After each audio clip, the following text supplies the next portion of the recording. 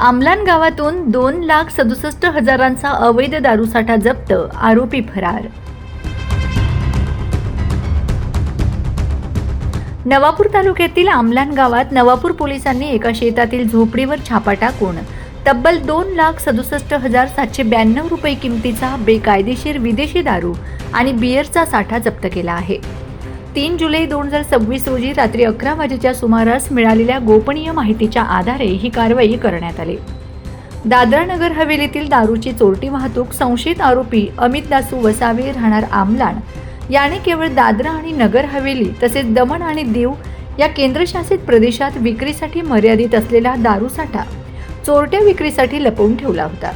पोलिसांच्या छाप्यात magic moment, royal stag, McDowell's, Budweiser, beer यांसह नामांकित ब्रँडचे एकूण 2,67,000चे खोके जप्त करण्यात आले.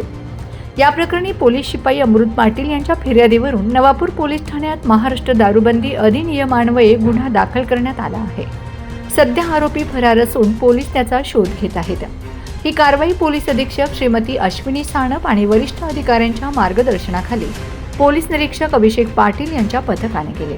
पुढील तपास प्रशिक्षणार्थी PSI अश्विनी साणप करत आहेत. Bureau report, Navapur express news, Navapur.